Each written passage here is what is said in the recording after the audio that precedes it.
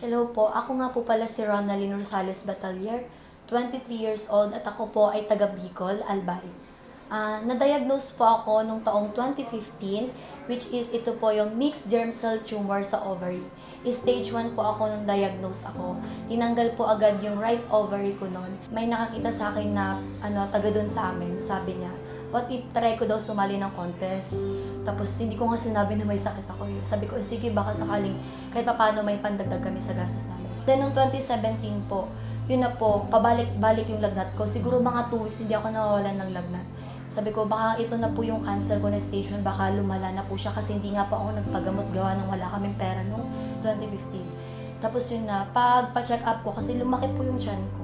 Doon ko po nalaman na yung cancer ko daw, numerous to count na siya.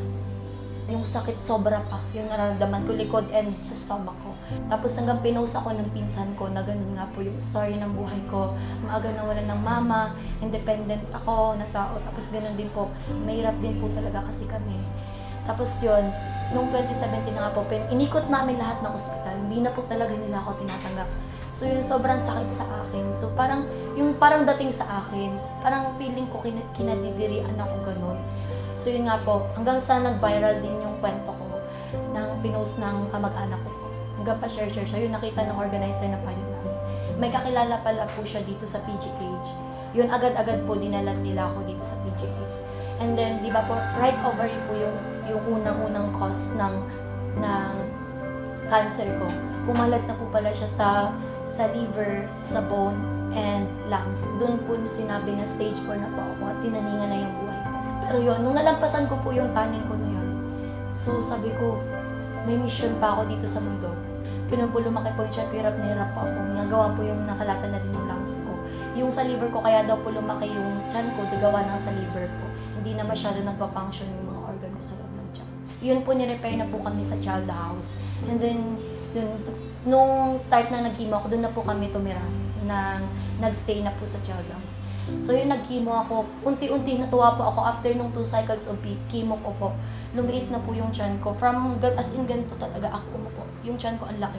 Nakita ko po yung improvement. Buti nga hindi ako sinukuan ng papa ko eh. Pag 2018, pagkatapos ng 8 cycle of chemo, natapos ko po yun. Tuwang-tuwa pa ako, walang delay. So yun na nga po. Natapos ko yung 8 cycle of chemo. Natuloy yung operasyon ko. Yun nga lang po, inoperahan na po ako, tinanggal yung bukol sa liver ko. Naging okay na po yun. Akala ko okay na, hindi na, wala na mangyayaring operasyon ulit. Pero nagulat po ako kasi every monthly check-up na lang po ako. Umuwi lang po ako sa amin, tapos nagsusuka na naman ako. Akala ko kung ano na naman po yun. Yung dumi na ilalabas ko sa bibig na. Sabi ko, ano na naman to pa? Kaya na naman tayo, sisimula na naman tayo. Tapos yun, dinala na po agad ako sa ER from Bicol, dinala na po agad ako dito sa Hospital ng Maynila, sa PGH. Doon nalaman na baka daw yung bituka ko or nabubulok na. Sinabi ng doktor baka mag-colostomy ako. So yun, sabi ko, sigaw na po ako ng sigaw. Sabi ko, operahan nyo na po ako, hindi ko na po kaya. May nakita daw po ulit na bukol sa diaphragm. Iyak na naman po ako. Sabi ko, hindi pa nga magaling yung sa ibang organ ko. Tapos ito na naman. Tapos yun po, na-ICU ako nun for 1 week. Kasi ang sabi ng doktor, akala nila comatose ako. Tapos pagbukas ko ng mata ko, doon yung mga doktor, nagsigawan sila, nagising na nga daw po ako. Kasi papaiyak ng iyak. In-explain yun sa akin ni Papa nung nilabas na ako ng ICU. Yung minomonitor na lang po sa akin ay ang tumor na lang po sa diaphragm and yung 4 na organ po is okay na. So, sinasabi ko lang po sa mga kapwa ko na may sakit, cancer lang siya, strong tayo. Kaya patuloy lang po tayo lumaban kasi may Panginoon tayong gumagabay sa atin lagi. Yun lang. Kasi di pa po as of now, wala na po akong treatment and may tumor pa po ako sa diaphragm and lately, may nakita na naman daw po sa akin ng gallstone sa may gallbladder ko. Which is nung na-feel ko po, nung nakita ko po sila Doc Johnson, parang, isa na naman tong good Samaritan na pinadala ni Lord na alam ko, which is in Simple Nature, is marami po siyang good feedback. So alam ko pong na makakatulong po sa kagaya ko. Dati po talaga, start nung pagkatapos ng chemo ko, parang yung insomnia ko po is lumala. Sabi ng doktor, baka daw po gawa ng, dahil 3 beses na ako na-operahan, gawa ng anesthesia. Pero napansin ko po talaga, start po uminom ako nung Simple Nature, which is yung powder and tablet po na Pipars. Para pong, pag nainom ko na po siya before ako matulog, or basta di ba po dapat wala po siyang laman, yung tiyan mo dapat empty siya pag iinumin mo siya. Pag nakakainom po ako, parang nare-relieve, parang nare-relax po yung katawan ko.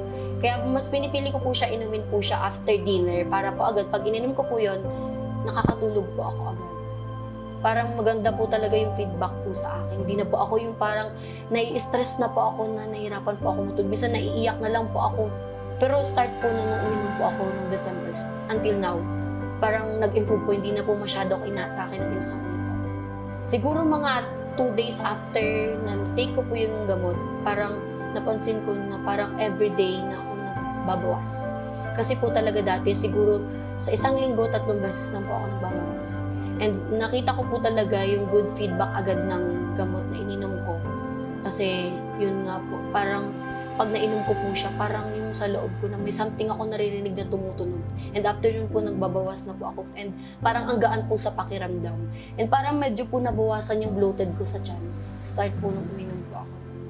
Still, masasabi ko po talaga is super blessed ako and thankful ako as a person po na, as a cancer patient po na until now, kahit po may minomonitor pa po sa akin, nandito pa rin po ako, patuloy ko pa rin nilalabanan yung sakit ko. About po dito sa Pipars powder po, tinitake ko po siya every after meal, and based sa protocol po na ibigay po sa akin ni Doc Jansen, pag morning, which is 5 scoop, nilalagay po sa ilalim ng dila, antayin mo po yun matunaw.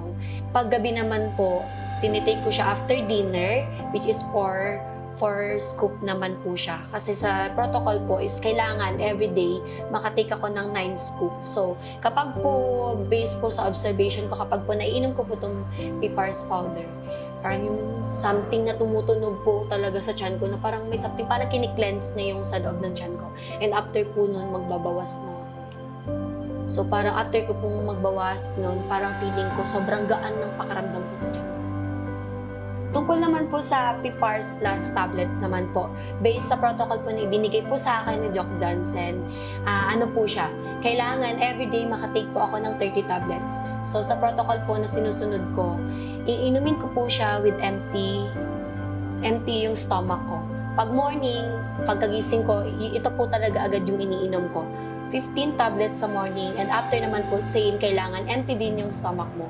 15 sa morning, ng pagkagising ko, and 15 sa evening after dinner ko before ako mag-sleep. Kasi yun nga po, mas pinipili ko siya after dinner na lang po siya inumin para po agad.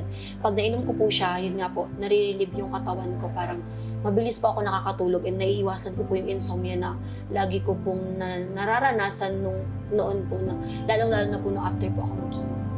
So yun. Daily routine ko, yun, gumigising ako ng umaga for exercise kasi yun din yung advice sa akin ng doktor ko. Kailangan may regular exercise ako and pagkain ng mga masustansya pagkain. And yun nga po, nabanggit ko last time na mahilig talaga ako magluto.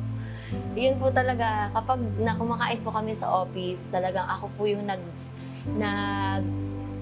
luluto po para sa pagkain po namin ng ibang mga kasamahan ko pasyente. As of now, thankful po ako kasi isa po ako sa nakatanggap ng scholarship sa isang magandang universidad dito sa Manila. Isa po sa nag-udyok sa akin para kumuha ako ng kursong education is yung mga bata po na kasamahan ko dito. So, nakikita ko po yung hirap ng papa ko. So, sinasabi ko sa sarili ko na hindi ako kailangan panghinaan ng loob. Kasi yung papa ko, nilalaban niya ako eh. Pero ako that time po kasi kapag naiisip ko yung taning ko, parang ang sakit po. Like, nakikita ko yung papa ko na lumalaban. Pero yung katawan ko, pakiramdam ko po kasi sumusuko na kahit yung utak ko, yung puso ko gusto ko lumaban. Hindi matutumbasan ng pasasalamat yung nagawa sa akin ng papa ko kasi talaga sobrang bait ng papa ko. And nung November po is nag-CT scan po ako. Doon ko po nalaman na may nakita daw po na bagong tumor po sa akin. So that time syempre naisip ko na okay na ako, tapos may nakita na naman po ulit na bago.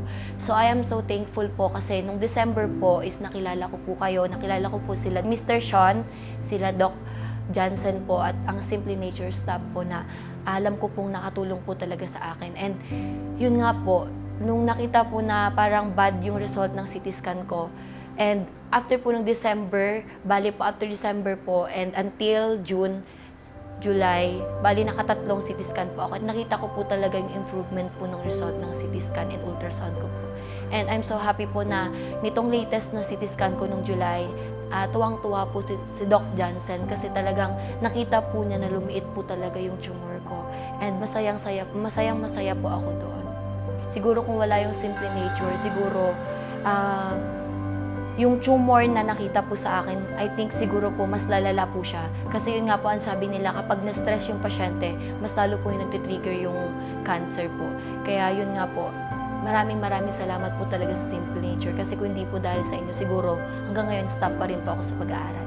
Ngayon po, gusto ko lamang po pala ipaabot ang aking pasasalamat kila Doc Johnson and Mr. Sean. Maraming salamat po talaga kasi alam ko po talaga nakatulong po siya sa akin at alam ko pong mas lumakas po ako. And sabi nga po ni Doc Johnson na kahit slowly siya, sure naman po talaga na gagaling po ako. Kaya maraming salamat po sa walang sawang pag-support po sa akin.